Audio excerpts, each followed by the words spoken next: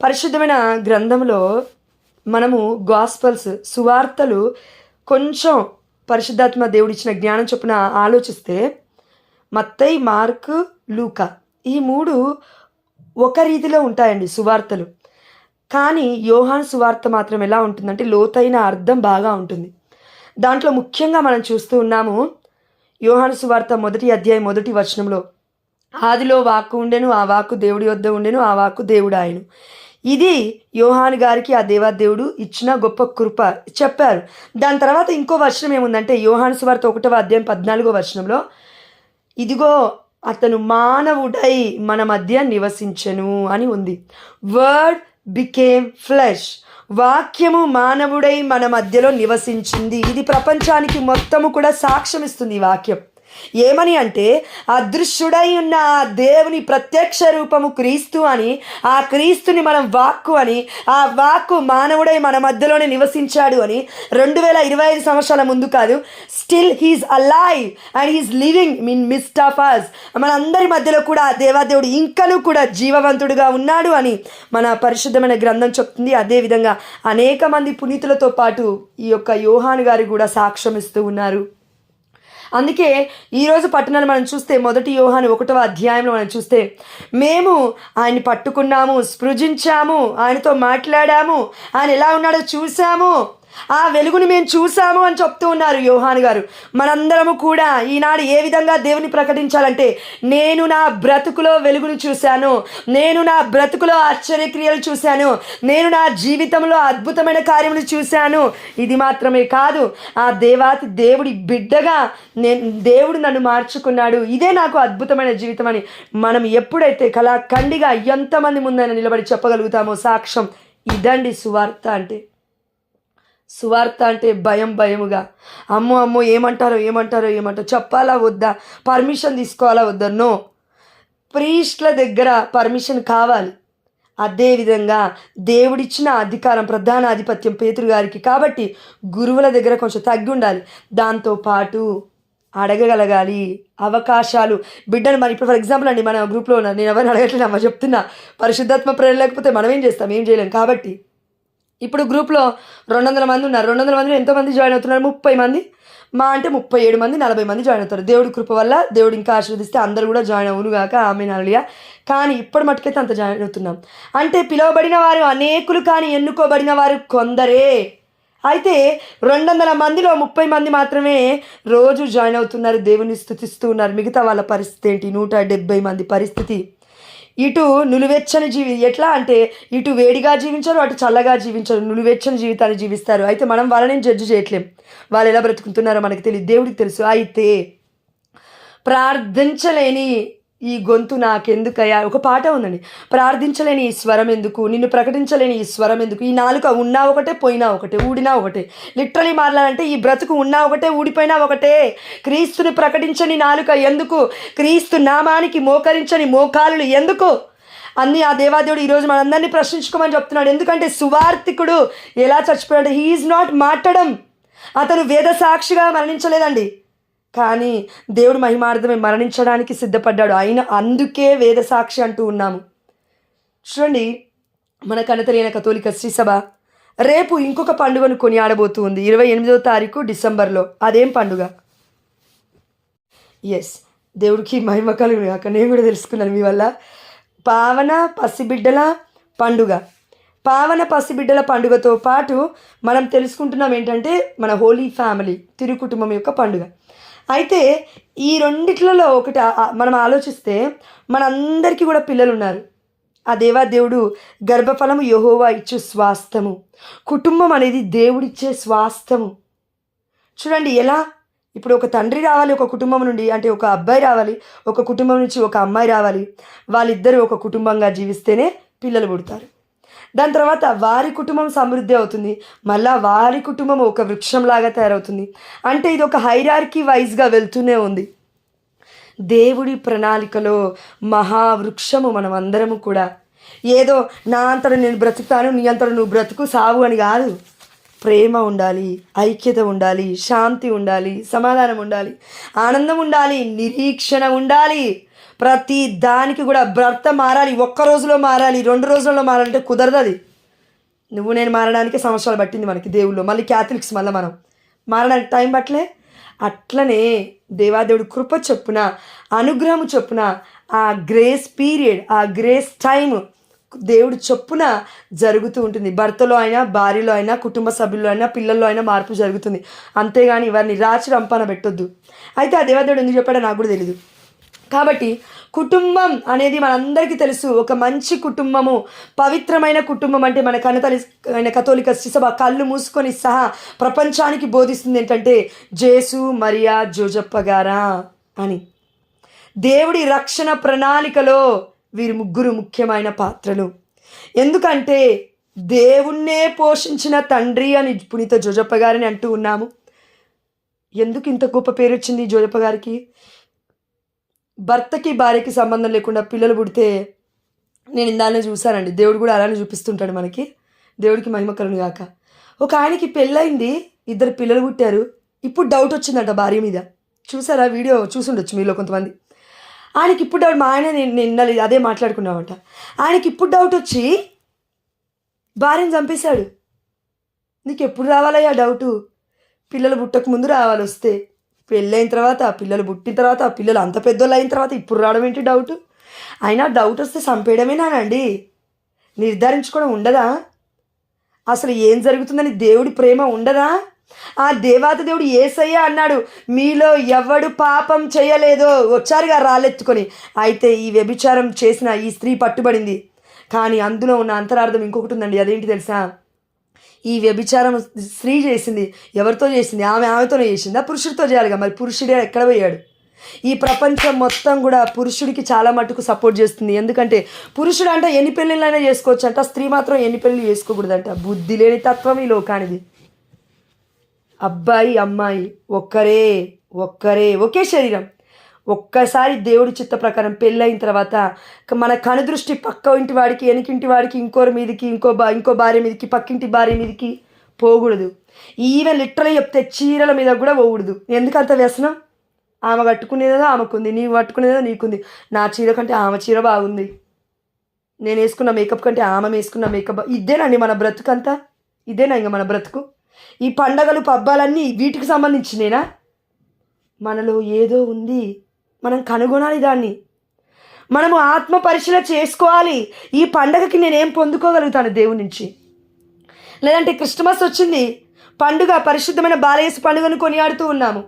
అందరం కూడా చూడండి, మనకి ఏదైనా మన ఇంటిలో, మన యొక్క కుటుంబంలో ఎవరిదైనా పుట్టినరోజు అవుతే అందరిని ఇన్వైట్ చేస్తాం. అందరూ కేకు కొంచెం తింటారేమో కానీ పెద్ద పెద్ద గిఫ్ట్లు పట్టుకొని వస్తారు. అంటే ఒక గిఫ్ట్ ఇచ్చిపోతున్నారు, ఒక బహుమానం ఇస్తున్నారు. మరి దేవాతి దేవుడికి నువ్వు నేను ఏ బహుమానం ఇచ్చాము క్రిస్టమస్ రోజున? ప్రశ్నించుకోవాలి మనం అందరం కూడా. ఆ దేవాతి దేవుడికి ఇచ్చే బహుమానం ఏమీ లేదండి. ఒకటి పరిశుద్ధత. పరిశుద్ధత లేనివాడు దేవుణ్ణి ఆనంద పెట్టలేడు. ఇది నిజం. ఆత్మలో ఉంది అందం అని మనం ఎన్నోసార్లు నేర్చుకున్నాం. అలాంటి జీవితాన్ని పరిశుద్ధమైన తిరు కుటుంబము జీవించింది. తిరు కుటుంబం అని కాదండి. ఒకటి ఆలోచించండి, మనము భార్య కొద్దిసేపు 1 గంట 2 గంటలు చెప్పకుండా పుట్టింటికి వెళ్ళిపోతేనే నువ్వు ఎందుకు వెళ్ళావని భర్తలు చాలామంది ఉన్నారు ఈ లోకంలో. చాలామంది అంటే కొంతమంది లేరండి, కొంతమంది ఉంటారు దేవుడిచ్చిన బిడ్డలు. దేవుడికి మహిమ కలుగును గాక. అలాంటి భర్తలు ఉన్నందుకు మనం ధన్యులమే. కొంతమంది అడగరు, కొంతమంది ప్రశ్నించరండి. నువ్వు ఎందుకు వెళ్ళావు, ఏమైంది, ఎందుకు వెళ్ళాల్సి వచ్చింది, ఇవి అడగరు. సరే బుజ్జి వెళ్ళావా, మంచిగుండు, 1 రోజు ఉంటావా, 2 రోజులు ఉంటావా, రా, అంతే, అయిపోయింది. ఇలాంటి మనస్తత్వము దేవుడు ఇవ్వాలి, మనుషులు ఇవ్వలేరు. అదేవిధంగా మొండి వాళ్ళు ఉంటారు కొంతమంది. అరే ఏది చేసినా తప్పే, ఏం మాట్లాడినా తప్పే, చూసినా తప్పే, ఏది చేసినా తప్పే. మరి అలాంటి వాళ్ళతో ఏం చేయాలి? ఉన్నారండి, నేను చెప్పను కాని పేరు, ఉన్నారు కొంతమంది మన కుటుంబాలలో ఉన్నారు. అలాంటి వాళ్ళని పట్టుకున్న ఆ భార్య, అలాంటి భర్తని పట్టుకున్న భార్య జీవితం మొత్తం దాసోహమే. అయితే బైబిల్ పట్టుకుందా, ఆమె బ్రతుకు మారింది. బైబిల్ పట్టుకొని ఆ బిడ్డ నాతో ఏమని తెలుసా? మీ అందరూ తెలుసా, ఆమె ఎవరో కూడా, మా అక్కే. మా అక్క అంటూ ఉంది, చాలా రోజులు అవుతుంది మాట్లాడక, కానీ నెలకు ఒకసారైనా మెసేజ్ చేస్తూ ఉంటాను. మిగతా టైంలో చేయలేను, ఫోన్ మా అక్క దగ్గర ఉండదు, మా బావ దగ్గర ఉంటుంది కాబట్టి. బ్లాక్ చేసేసారు నన్ను కొన్ని రోజులు. అలా జరిగిన తర్వాత, ఎందుకంటే వెళ్ళింది మామూలు విషయం అండి, పోలీస్ స్టేషన్ కదా తీసుకెళ్ళింది. అది కూడా భయపెట్టడానికే, అంతేగాని డివోర్స్ ఇవ్వడానికి కాదు. దేవుడి దెవల అది అవ్వలేదు. యేసునామమున ప్రతిదీ కూడా కొట్టివేయబడును గాక. Amen hallelujah. కాబట్టి ఇప్పటికి కూడా బాధే ఉంది. అయినప్పటికీ మరి ఏం చేయాలి? భారం యెహోవా మీద మోపుము. నీ భారం అంతా దేవుడి మీద మోపుము, దేవుడు చూసుకుంటాడు. మౌనికమ్మ గారు 15 సంవత్సరాలు ప్రార్థించారు. మౌనికమ్మ గారు కుమారుడి కోసం ప్రార్థించింది. బిడ్డ తన యొక్క భర్త మొదటి కుమారుడి కోసం ప్రార్థించింది. బ్రతుకులు మారాయి, ఆత్మ రక్షింపబడింది, పరలోక రాజ్యానికి చేరుకున్నారు. పునీతులుగా ప్రపంచం మొత్తం ప్రకటింపబడుతున్నారు. ఏంటండి సీదా సాధారణమైన విషయమా? కన్న తల్లి అయిన కథోలిక శ్రీ సభలో మాత్రమే ఈరోజు పావన పసిబిడ్డల పండుగ అని, హోలీ ఫ్యామిలీ తిరుకుటుంబ పండుగ అని కొనియాడుతున్నాము. కానీ ఏ డినామినేషన్లో ఇది లేదు. ఏ డినామినేషన్లోకి నువ్వు పరిగెట్టినా నా బ్రతుకు వ్యర్థమే. కన్న తల్లి అయిన కథోలిక శ్రీ సభలో ఉండి జీవించు. నా జీవితానికి ఒక దారి ఉంది, మార్గం ఉంది, సత్యం ఉంది, జీవం ఉంది. ఇది జీవమునిస్తుంది. మరణించినప్పటికీ మనం జీవవంతులమే అని ఆ దేవాది దేవుడు యోహాను సువార్తలో ప్రకటిస్తూ ఉన్నాడు. That's why they are still alive. Jojappa గారు బ్రతికే ఉన్నారు, మరియ తల్లి బ్రతికే ఉంది. Jesus is alive, he's only God for ever and ever. ఎప్పటికీ దేవుడు ఒక్కడే, ఆయన పరిశుద్ధమైన బాలయేసు మాత్రమే. కాబట్టి మనందరం గుర్తుపెట్టుకోవాలి ఒకటే, నువ్వు నేను బ్రతుకుతున్నాం. ప్రతి బిడ్డ కూడా బ్రతుకుతుంది. అన్యుడు బ్రతుకుతున్నావు, నువ్వు నేను బ్రతుకుతున్నావు. వారికి మనకి తారతమ్యం ఏంటి, వ్యత్యాసం ఏంటంటే నీకు నాకు నిరీక్షణ ఉంది, వారికి నిరీక్షణ లేదు. వారు దేనికోసం నిరీక్షిస్తున్నారో వారికి తెలీదు. నీకు నాకు నిరీక్షణ ఉంది, పరలోక రాజ్యమని. అందుకే పావన పసిబిడ్డల పండుగ ఏంటి అంటే బాల వేద సాక్షుల మరణాన్ని మనం చూస్తున్నాం. శ్రీసభ మాత్రమే ఇది కొనియాడుతుంది, స్మరిస్తూ ఉంది. శ్రీసభ వారి యొక్క మరణాలను జపిస్తూ ఉంది. దీనికి కారణం చిన్న బిడ్డలు, చిన్న మొక్కలు, చిన్న పసిగుడ్డులు, మొగ్గ వంటి వారి జీవితం. పాపం అంటే తెలీదు, ఎందుకు మరణిస్తున్నారో తెలీదు, కానీ మరణించారు. అయితే వారి మరణానికి కూడా అర్థము దేవుణ్ణి కాపాడారు. వారు చిన్నప్పుడే పసి గుడ్డుగా 2 ఏళ్ల బడి లోపల ఉన్న బిడ్డలే దేవుడి కొరకు మరణించగలిగితే మరి నువ్వు నేను 20 ఏళ్ళున్నా, 30 ఏళ్ళున్నా, 40 ఏళ్ళున్నా, 50 ఏళ్ళున్నా చిన్న శ్రమ రాగానే వామ్మో నా పని అయిపోయిందని అంటున్నావే. కానీ దేవుడు ఎక్కడ ఏదో ఆశీర్వాదం పెట్టాడు, అది నేను పొందుకుంటాను, ఇది శ్రమ నేను తట్టుకొని ముందుకెళ్ళగలగాలి. Amen hallelujah. దేవుడి ఆత్మ నాకు తోడయ్యింది అని నువ్వు నేను ఎందుకు అనుకోలేకపోతున్నా? చనిపోయింది ఒక్కరు కాదు, ఇద్దరు కాదు, 14,000 మంది నుండి 1,44,000 మరణించారు. బెత్లహేములో 25 మంది మరణించారు అని చరిత్ర చెప్తుంది. అంటే స్కాలర్స్, పండితులు చెప్తూ ఉన్నారు. అంచనా ప్రకారం సిరియాలో 64,000 మంది చనిపోయారు. మిగతా యూదయ, సమరియా, గలిలయ ప్రాంతం అంతటా కూడా, యెరూషలేము, ఆ యొక్క ఇజ్రాయెల్ దేశం మొత్తము కూడా 14,000 మంది నుండి 1,44,000 మంది చనిపోయారు. బాలలు, చిన్నారి పిల్లలు, మగ పిల్లలు. చూడండి, పరిశుద్ధమైన బాలయేసుని ఎంత అంటే దేవుడితో మనం పోలిస్తే ఈ ప్రపంచం కంటే గొప్పవాడు మన తండ్రి. అందుకే ఆ దేవాతి దేవుని బ్రతికించుకోవడానికి దేవాతి దేవుని వీళ్ళని బలి చేశాడని అనొద్దండి. కానీ ఒకటి ఉంది ఇక్కడ అర్థం. అదేంటంటే ప్రపంచం మొత్తం రక్షింపబడాలి. మనుషులుగా జీవించడమే రక్షణ కాదు. క్రీస్తుని తెలుసుకున్నావా, అయిపోయి చచ్చిపోతే పరలోక రాజ్యమే. ఆమేన్. ఇది రక్షణ అంటే పరలోక రాజ్యమే, నిత్యమైన రక్షణ, నిత్యమైన జీవితము, పరలోక జీవితమే. అది తథ్యము. అది మన కన్నతల్లి కథోలిక శ్రీసభ ఈ బాల వేద సాక్షులు పొందుకున్నారని విశ్వసిస్తుంది. కాబట్టి వీరిని మనం కొనియాడుతూ ఉన్నాం పావన పసిబిడ్డల పండుగగా. అయితే ఈ ప్రయత్నం మొత్తం ఎక్కడ జరుగుతుందంటే మత్తయి సువార్త 2వ అధ్యాయం 16వ వచనం చూడండి. శిశు హత్య మనందరికీ తెలుసు. హేరోదు రాజు ఆ జ్ఞానులను పిలిపించుకున్నాడు. ఎక్కడుందో బెత్లహేము ఎక్కడుందో తెలుసుకుంటూ ఉన్నాడు. శిశువు ఎక్కడ పుడుతున్నాడో చెప్పండి, తిరిగి వచ్చి అన్నాడు. కానీ దేవుడు దేవదూత ఆజ్ఞ ఇచ్చిన ప్రకారము వారు తిరిగి సేమ్ ప్రాంతం గుండా కాకుండా ఇంకొక మార్గం గుండా వాళ్ళు వెళ్ళిపోయేలాగున దేవదూత వారిని ఆజ్ఞాపిస్తే వెళ్ళిపోయారు వారు. అప్పుడు ఏం జరుగుతుందో చూడండి. ఆ జ్ఞానులు తనను మోసగించిరని హేరోదు భావించి మండిపడెను. హేరోదు రాజు అంటే అహంకారము, గర్వము, ఓర్వలేనితనం, అసూయ ఎందుకుంది అతనికంటే ఇది నా రాజ్యం, ఈ లోకమే తన రాజ్యం అనుకుంటున్నాడు. ఆ ఇజ్రాయేల్ ప్రాంతమే తన రాజ్యం అనుకుంటున్నాడు. కానీ పరలోక రాజ్యం ఉంది అనే విషయాన్ని మర్చిపోయాడు. అందుకే ఆ యొక్క లూసిఫర్ లాగా అహంకారంతో విర్రవీగుతూ ఉన్నాడు. ఈ విర్రవీగే వ్యక్తికి ఆ దేవదేవుడు చెప్తున్నాడు చూడండి, కనుక జ్ఞానులు తెలిపిన కాలమును బట్టి వాళ్ళు ఏం చెప్పారు, కేవలం ఆ కాలం మాత్రమే అతను చూశాడు, మిగతా విషయాలన్నీ ఆయనకేం తెలియదు. అంచనా వేసుకున్నాడు 2 ఏండ్లకు అంతకంటే తక్కువ ప్రాయము గల మగ శిష్యులందరినీ చంపుడని ఆజ్ఞాపించిన వెంటనే ఈయన యొక్క సేవకులందరూ కూడా వెళ్ళి ఇంతమంది వేల నుండి లక్షల మంది బిడ్డను చంపేశారు. అవునండి, అప్పుడు జరిగిందండి, ఇప్పుడు జరగట్లేదు అనుకుంటున్నామా? Still it is happening. పాత నిబంధనలో మోషే అనగా నీటి నుండి తీయబడ్డాడు. మోజెస్ అనగా అర్థము. మోషేని కాపాడడానికి ఆ సమయంలో పాత నిబంధనలు కూడా అలానే జరిగింది. 2 ఏళ్ల కంటే కింద అంటే తక్కువగా వయసు ఉన్న వారందరినీ కూడా ఆ రోజు ఫరో రాజు చంపించేశాడు.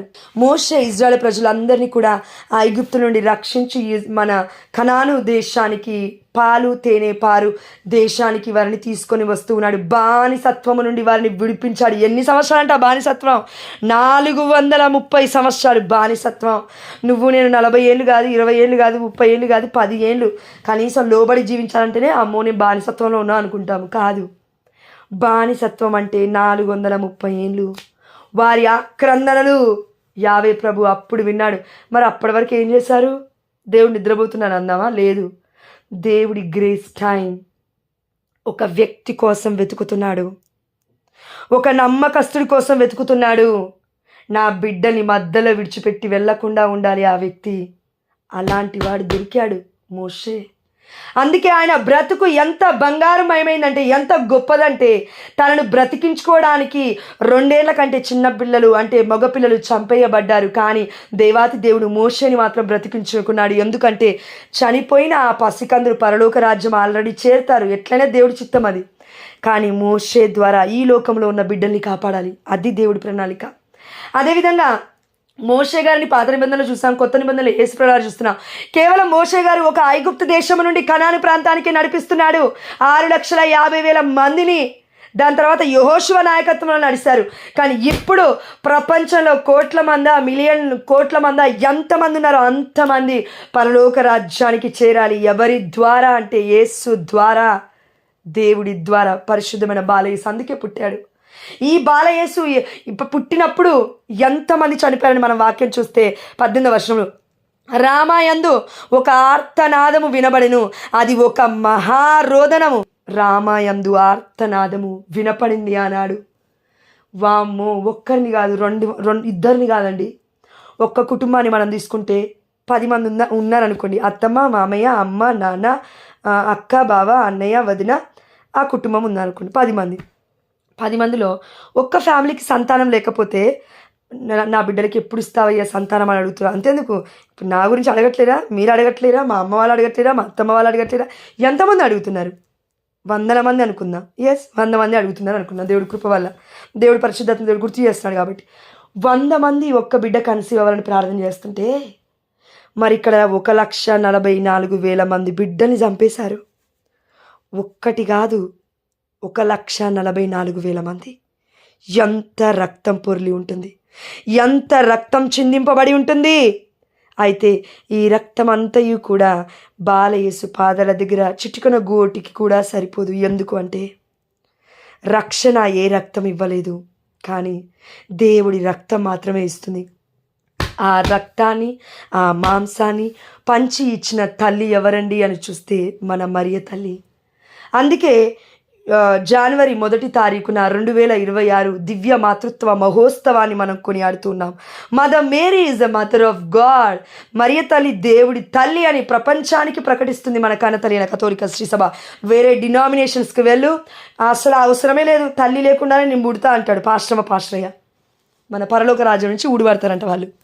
Sorry lord. కాబట్టి మనం అందరం గుర్తుపెట్టుకోవాల్సింది ఒకటే, అది ఏదైనా సరే. ఇప్పుడే వాక్యం ధ్యానించుకున్నాం. అక్క చెప్పింది కదా, ఇరుకైన ద్వారం గుండా వెళ్ళాలి, సులువైన మార్గము నిన్ను నన్ను నరకానికి తీసుకువెళ్తుంది. అరే, అద్భుతాలు చాలా బాగా జరుగుతున్నాయి, వెళ్దాం, పర్లేదు.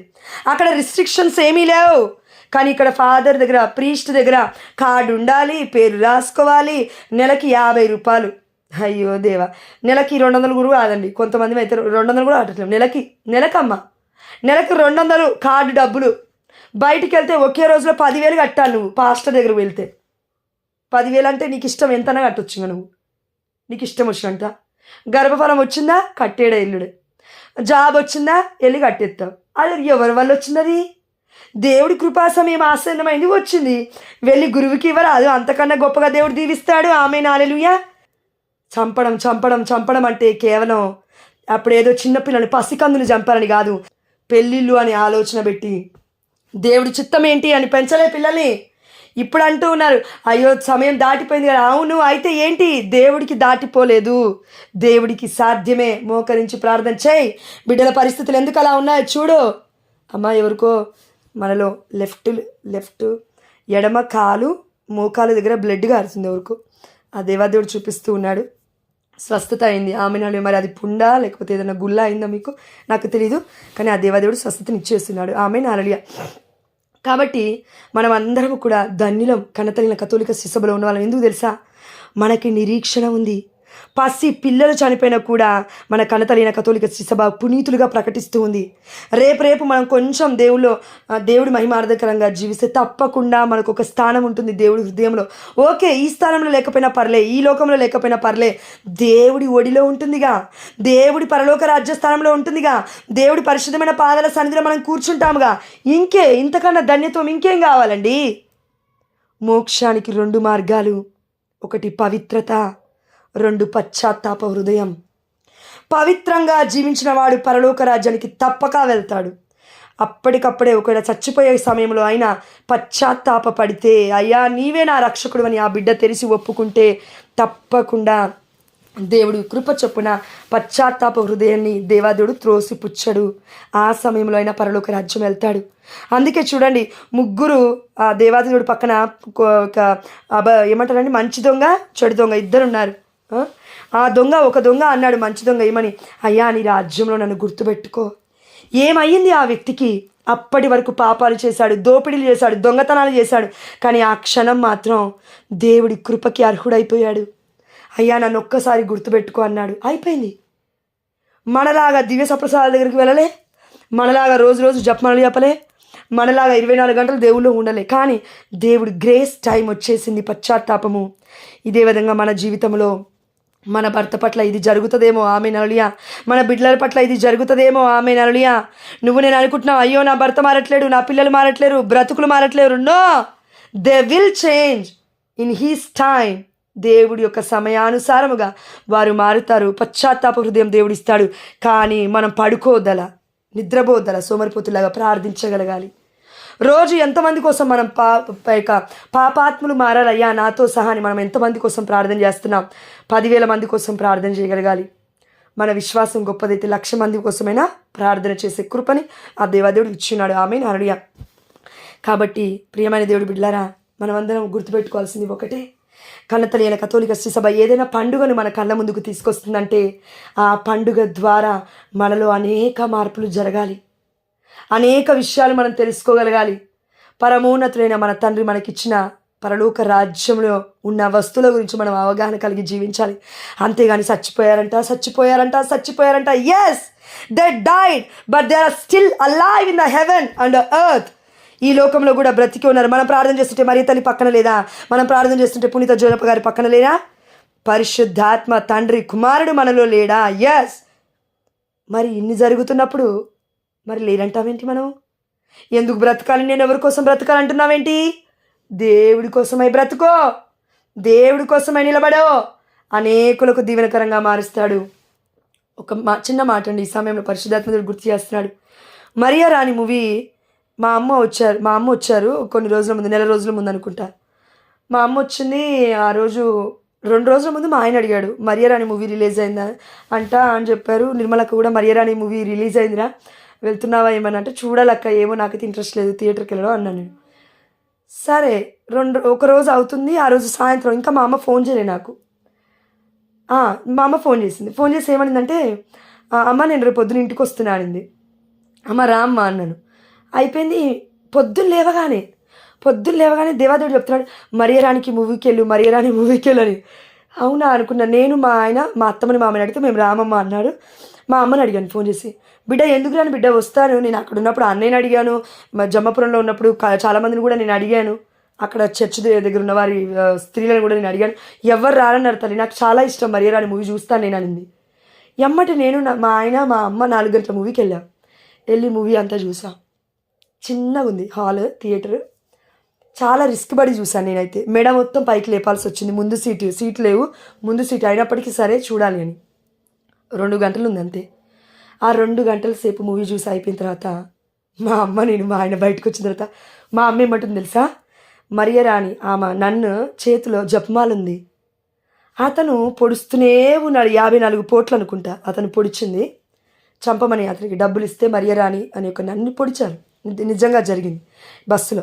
54 పోట్లు పొడిచిన తర్వాత ఆమె తన పొట్టను పట్టుకున్నప్పుడు జపమాల తన చేతిలో ఉంది, మొత్తం రక్తం అడుగులో ఉంది. ఆయన ఏం చేశాడంటే బస్సు నుంచి అందరిని బెదిరించి మరియరాని గారిని తన్నాడు. తన్నితే బస్సు అవతల బయటపడితే ఇలా బోర్ల పడి జపమాలని తన చేయిని చూపిస్తూ ఉన్నారు ఆ యొక్క మూవీలో. మా అమ్మ ఏమంటుంది బయటకు వచ్చినాక, నేను అప్పుడు అనుకున్న బిడ్డ గప్పుడైనా దేవుడు కాపాడుతాడేమో అని అన్నది. నేను అన్నాను, ఏం మాట్లాడుతున్నావమ్మా, జపమాల పట్టుకుంటే దేవుడు కాపాడాలని ఉంది అంటే, అవును బిడ్డ కాపాడాలిగా మరి అని. మరి కాపాడాడు కదా అన్న. కాపాడా, ఎక్కడ కాపాడాడే అంటుంది మా అమ్మ. మా ఆయన ఇట్లనే చూస్తున్నాను నన్ను. అవునమ్మా, ఆమె పరలోక రాజ్యం పోయిందిగా, ఒక ఘాతకుని ఒక హంతకుని మార్చిందిగా. ఆ హంతకుడు దాని తర్వాత ఎంతమందికి దీవెనకరంగా మారాడో దేవుడికి తప్ప ఈ ప్రపంచానికి తెలీదు. ఇది కన్న తల్లి అయిన కథోలిక శ్రీ సభ అంటే. ఒక వ్యక్తి పరిశుద్ధమైన గ్రంథంలో దేవాతి దేవుడు వచ్చి అంటూ ఉన్నాడు ఆ యొక్క వ్యభిచారి స్త్రీతో, అమాయక పాపము చేయకు, మరలా వెళ్ళిపోయింది. ఆమె బ్రతుకేమైంది తెలీదు ప్రపంచానికి. పేతురు ఇదిగో ఈ రాతిపై నా సంఘాన్ని నిర్మిస్తున్నాను అని పరిశుద్ధమైన గ్రంథం చెప్తూ ఉంది. దాని తర్వాత బ్రతుకేమైందంటే కొన్ని అధ్యాయాల తర్వాత పేతురు ఏమయ్యాడో తెలీదు. కానీ పరిశుద్ధమైన కథోలిక శ్రీ సభ చెప్తుంది చరిత్ర. యోహాను గారు పండుగను మనం కొనియాడుతున్నాం 27వ తారీఖున డిసెంబర్.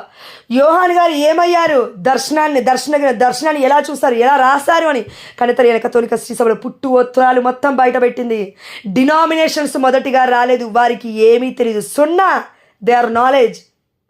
వారికి సున్నా ఉంది knowledge. They are zero in front of God, my hero. They don't know anything except questioning Catholic చర్చ్ని, కథోలిక శ్రీసభ సాంప్రదాయాన్ని ప్రశ్నించడం తప్ప వారి దగ్గర ఎలాంటి ప్రశ్నకి ఆన్సర్ లేదు. వారి దగ్గర మనము అడగడం స్టార్ట్ చేస్తే ప్రశ్నలు, వారి నోర్లు మూతపడతాయి. కానీ మనకు కావాల్సింది అది కాదుగా. దేవుల్లోకి, కన్నతలైన కథోలిక శ్రీసభలోకి అందరూ రావాలి. ఒకే జ్ఞానస్నానం, ఒకే రక్తములో, ఒకే దేవుడి యొక్క నామములో మనం ఉండగలగాలి. ఇది దేవుడి యొక్క ప్రయాస. అంతేగాని డినామినేషన్స్ చేసుకొని దేవుని బాధ పెట్టడానికి కాదు మనం పుట్టింది. ప్రియమైన బిడ్డ, ఐక్యతేది క్రైస్తవత్వంలో, ఐక్యతేది 44,000 డినామినేషన్లా. ఏం చేస్తాం 44,000 డినామినేషన్స్తో? విడకొడుతున్నారు దేవుడి సంఘాన్ని. నో, తప్పది.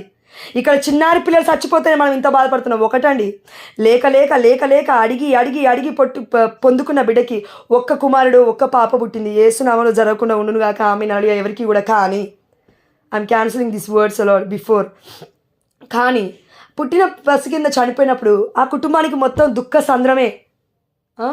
ఎంత భయంకరం ఆ తల్లి పరిస్థితి. ఒక్కొక్కసారి తల్లిలు పిచ్చోళ్ళు కూడా అయిపోతారు.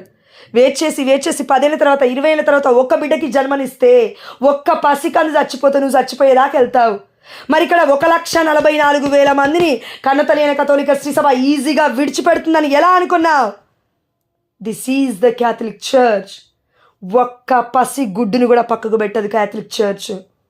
అంతెందుకండి, చిన్న కుమారుడు, చిన్న వ్యక్తి, మన కార్లో అకటిస్ గారు పునీతుడై ప్రపంచానికి ఒక గొప్ప వ్యక్తిగా నిలబడిపోయాడు. ఎలా జరిగింది ఇది? ప్రేమ, తన ఆప్యాయత. చర్చ్ నుంచి ఇంటికి వెళ్ళే మార్గంలో అందరినీ పలకరిస్తాడంట. బాగున్నారా, మీ పేరేంటి, అవునా అని మళ్ళీ 2వ రోజు ఆ పేరు గుర్తుపెట్టుకొని మళ్ళీ వాళ్ళని పలకరిస్తారంట. తన జీవితం మొత్తం కూడా పలకరించి ప్రేమ, వెబ్సైట్లో దేవుడి యొక్క దివ్య సప్రసాద నాదుడి గురించి తెలుసుకోవడమే సరిపోయింది తన జీవితం మొత్తం. ఇది కథోలిక శ్రీ సభ అంటే. లేని దాన్ని బట్టి, లేదంటే పరిశుద్ధమైన గ్రంథంలో డైరెక్ట్ వాక్యం ఎక్కడుందని నువ్వు నేను డబ్బాలు కొట్టుకొని జీవించినంత మాత్రం ఆ స్టేజ్లో పైన దేవుడికి మహిమ రాదు. నువ్వు నేను బోధకుడు అయినంత మాత్రాన దేవుడికి మహిమ రాదు. నువ్వు నేను దేవుడి యొక్క వాక్యాన్ని ప్రకటించినంత మాత్రాన దేవుడికి మహిమ రాదు. జీవించిన వాడికి మహిమ వస్తుంది. నన్ను మహిమపరిచిన వాడిని నేను మహిమపరుస్తాను. నన్ను గణపరిచిన వారిని నేను గణపరుస్తానని ఆ దేవాదేవుడు ఊరికే చెప్పలేదు. అందుకే పునీత జోజప్ప గారిని పెట్రో దూలియా అని, మరియతలని హైపర్ దూలియా అని, చనిపోయిన పునీతుల్ని అదే దేవదూతలని కూడా ఇదిగో దూలియా అని, అయితే వీరందరికీ నేను దేవాతి దేవుని అని, లాట్రియా అని ఆ దేవాదేవుడు ప్రకటించుకుంటున్నాడు లాటిన్ లాంగ్వేజ్లో. ఈ యొక్క మూల భాషలు తెలియని ఈనాడు డినామినేషన్స్ ఎక్కడా మూల భాషలు పరిశుద్ధమైన గ్రంథము మొత్తం తీసుకొచ్చి లాటిన్ భాషలో నుంచి తర్జుమా చేసిన మన జెరోమ్ గారు పునీతుడు ఎక్కడా? అనేక మంది పండితులు ఎక్కడా? స్కాలర్స్ ఎంతమంది ఉన్నారు? అంత తత్వవేత్తలు, శాస్త్రవేత్తలు, వేదాంతవేత్తలు, పండితులు వీరందరూ ఎక్కడా? కన్నతల్లి కథోలిక శ్రీ సభలోనే ఉన్నారు. ఏ డినామినేషన్ పరిశుద్ధమైన గ్రంథం ముందుకు తీసుకురాలేదు except the Catholic church. Bible లేకపోతే బ్రతుకులు కట్టబడావు. అలాంటిది పరిశుద్ధమైన గ్రంథం ముందుకు రావడానికి కారణం కన్నతల్లి కథోలిక శ్రీ సభ అయ్యింది. ఈ తల్లిని కాలదన్నుకొని ఇప్పుడు వెళ్ళిపోతానంటే మూర్ఖుడనారా ఏమన్నానండి? అవివేకి దేవాదేవుడు చెప్తూ ఉన్నాడు. అందుకే జాగ్రత్త. ఇప్పుడే వాక్యం ప్రశ్న అడిగింది కదా, ఎవరితో జాగ్రత్త? కపట ప్రవక్తలతో జాగ్రత్త. కన్నతల్లి కథోలిక శ్రీ సభలో నేను పుట్టాను, ఇంక చచ్చిపోతాను, రోజు దివ్యబలి పూజ పోతే సరిపోతుంది, ఇది కాదు జీవితం. చచ్చిపోయే లోపు ఒక్కరైనా కథోలిక శ్రీ సభలోకి తీసుకురా. ఎలా? బలవంతంగా కాదు, సత్యాన్ని బోధించు. నీకేం తెలుసో కనీసం నీ బిడ్డల కన్నా బోధించుతాను. నీకు దండం పెడతా. నీ గర్భం నుండి పుట్టారు కదా మనమన్ను, మనవరాలు, పిల్లలు, ఎవరిని కన్నావో వారికి బోధించు. ఎన్ని తరాలు ఉన్నాయి అన్ని తరాలకి బోధించు. తప్పక దేవుడు మహిమార్థమే నిలబెడతాడు మనల్ని. ఆమె నలులియా అందరూ బ్రతుకుతారు, కానీ బ్రతికిన బ్రతోడు పునీతుడు అవ్వలేరు. దేవుడి మహిమార్థం చచ్చిపోయిన వాడు మాత్రమే పునీతుడు అవుతాడు. పునీతుడు అనేదండి అదొక పట్టం కాదది, లేదంటే ఒక బహుమానం కాదండి. ఈ లోకంలో పరలోక రాజ్యానికి ద్వారం అది. మనందరికి ఒక నిరీక్షణ అది. నువ్వు నేను బ్రతకడానికి ఒక మార్గమైంది. అది ఒక ఉత్తేజం వంటిది, ఒక వెలుగు వంటిది, ఒక రక్షణ వంటిది. మన బ్రతుకులకి భరోసానే ఇస్తుంది కన్నతల్లి కథోలిక శ్రీ సభ. అద్భుతాల గురించి పక్కన పెట్టు. అద్భుతంగా నేను ఎలా మారాలయ్యా, నన్ను ఉపయోగించుకో అని అడగడం మొదలుపెట్టు ఈ క్రిస్టమస్కి. ఆమె హల్లెలూయా. క్రిస్టమస్ అయిపోలేదు. జనవరి 1 వరకు మనం క్రిస్టమస్ విషెస్ చెప్పుకుంటూనే ఉండొచ్చు. ఈ వీక్ సీజనల్ వీక్ ఇది మొత్తం కూడా. కాబట్టి దయచేసి గుర్తుపడదాం. పరిశుద్ధమైన పిల్లలు ఆనాడు చనిపోయారు, అవునా? మరి పరిశుద్ధమైన గురువుని ఎందుకండి మనం చంపుతున్నాం? అన్యం పాపం తెలీదు. ఒకే ఒక్క తాళం వారి యొక్క చేతిలో ఉంటుంది, దివ్య మందసం యొక్క తాళం. ఆ తాళమే పట్టుకొని వస్తారు వాళ్ళు, అదే తాళం ఇవ్వబడుతుంది. అమ్మా నువ్వు చూడని అని నమ్మకు, నువ్వు వింటున్నాయి అని నమ్మకు తల్లి. మోసం చేస్తున్నారు ప్రజలు. వారు బ్రతకడే కాదు, గురువుని కూడా బ్రతకనిస్తలేరు. వాళ్ళే కాదు, మఠకన్యాస్త్రిని కూడా బ్రతకనిస్తలేరు. వాళ్ళనే కాదు, డీకెన్ బ్రదర్స్ని కూడా భయపెట్టి మరి గురువు తత్వం నుండి బయటికి వెళ్ళగొట్టడానికి వారు కారణమవుతున్నారు. కుటుంబాలు ఈనాడు ఉన్నాయి అలాంటివి. అమ్మో గురువా అండి, భయం వేస్తుందండి. నీ బ్రతుకు నువ్వు పుట్టిందే దేవుడి కోసం. నీకు పిల్లల్ని దేవుడిచ్చిందే, నీకు దేవుడిచ్చిందే ఎందుకు? దేవుడి కోసం. ఇది మర్చిపోతే ఎన్ని రోజులు బ్రతకమంటావు? ఈ రోజు కాకపోతే రేపైనా పుట్టుక్కుమంటావు. నీ బిడ్డ పరిస్థితి ఏంటి? దేవుడికి అప్పచెప్పు. ఆలస్యం కాలేదు. ఇంకా 30 ఏళ్ళు ఉన్నాయా, 35 ఏళ్ళు ఉన్నాయా? ఫోన్ చేయి, గురువులకు ఫోన్ చేయి, పారిష్ బిషప్కు వెళ్ళు, అడుగు. ఒక మార్గము దేవుడు తెరవబోతున్నాడు. ఆమె హల్లెలూయా. ఒక మార్గాన్ని దేవుడు తెరవబోతున్నాడు. ఆమె హల్లెలూయా. నీకు తెలియజేయబోతున్నాడు. ఆమె హల్లెలూయా. పిల్లలకి పెళ్ళిళ్ళు లేకుండా, పేరంటాలు లేకుండా ఇంట్లో అలా ఖాళీగా కూర్చోబెట్టుకోకు. జాగ్రత్త. ఉంటే అటైనా ఉండు, ఉంటే ఇటైనా ఉండు. 2 పడవల మీద అడుగొద్దు, 2 విశ్వాసాల మీద అడుగులొద్దు. కథోలిక శ్రీ సభను విశ్వసిస్తున్నాను. పునీతుల సంబంధ ప్రయోజనం విశ్వసిస్తున్నాను. పాపముల మన్నింపును విశ్వసిస్తున్నాను. ఏ డినామినేషన్, ఏ వర్గం కూడా ఈ 3 విషయాలను విశ్వసించట్లేదు. కథోలిక శ్రీ సభ తప్ప. ఇది సంఘం విడగొట్టబడినది కాదు, ఐక్యపరిచేది. ఇది వర్గాలు మొత్తం పరిశుద్ధమైన కన్నతల్లి కథోలిక శ్రీ సభలో కలపడానికి ఆ దేవాది దేవుడు నన్ను ఎన్నుకున్నాడని నేను రాశిస్తాను. ఇది నిత్యము. ఎంతమంది ఎదురు వచ్చి మాట్లాడని ఇదే మాట్లాడతాను. ఆనాడు చాలామంది భయపడ్డారు మన గ్రూప్లోనే. జోష్నా నువ్వు మాట్లాడుతుంది నీకైనా అర్థమవుతుందని నన్ను అన్నారు అక్క వాళ్ళు, వాక్యం చెప్పేవాళ్ళు కొంతమంది. ఇప్పుడు కొంతమంది జాయిన్ అవ్వకపోయి ఉండొచ్చు, కానీ అన్నారు నువ్వు మాట్లాడేది నీకైనా అర్థమవుతుందా? ఎస్, ఫుల్ క్లారిటీతో ఉన్నాను నేను. తెలుసు నాకు ఏం మాట్లాడుతున్నాను. అన్యుడికైనా బోధించకపోతే దేవుడు ఏమనడేమో, కానీ తెలిసి కూడా ఒక ప్రవక్త, అన్నీ తెలిసి కూడా నువ్వు సత్యము ప్రకటించకపోతే, సత్యము నిన్ను స్వతంత్రుని చేయకపోతే ఎందుకు ఈ జీవితం? వ్యర్థమిక. చల్లగా చలి పెడుతుంది కదా అని పడుకోగానే సరిపోదమ్మా దుప్పట్లు వేసుకొని. ఈ యొక్క క్రిస్టమస్ రోజున ఒక్క బిడ్డకైనా దుప్పటి ఇచ్చావా? Charity, love is a work. కనతలైన కథోలిక శ్రీసభ ప్రేమ అని అనదు, చారిటీ అని అంటది ఈ వాక్యాన్ని. డినామినేషన్స్ లవ్ అనే అంటారు. ఎందుకు? 1 కొరింథీ 13:13లో ఏముంది? డైరెక్ట్ వర్డ్ ఉంది. విశ్వాసము, నిరీక్షణ, ప్రేమ, ఈ 3 నిలిచినవి. అయితే వీటిలో శ్రేష్టమైనది ప్రేమ. కాబట్టి ప్రేమ అంటే వాళ్ళు ఏమనుకుంటున్నారంటే దేవుని ప్రేమించడం, దాన్నే ప్రకటించడం అనుకుంటున్నారు. నో, 2వ ఆజ్ఞ పరులను ప్రేమించు, ఇది పరిపూర్ణమైన ఆజ్ఞ. మదర్ తెరీసమ్మ గారు బ్రతికి చూపించారు, ప్రపంచాన్ని మొత్తం కదిలించారు. నువ్వు నేను కూడా దేవుడి ఆత్మ ఉంటేనే ఇది చేయగలుగుతాం. Amen, hallelujah. In the mighty name of Jesus I am claiming this promise on everyone, O Lord. Amen, hallelujah. Let be fulfilled in our lifes this prophecy right now, Lord. Amen, hallelujah. ఇది ప్రవచనాత్మకంగా దేవదేవుడు మనకు చెప్తున్నాడు. కనీసం ప్రపంచాన్ని కదిలించే పరిచయం మన దగ్గర లేకపోతే అలాంటి బిడ్డల కోసమైనా మనం ప్రార్థన చేయగలగాలి.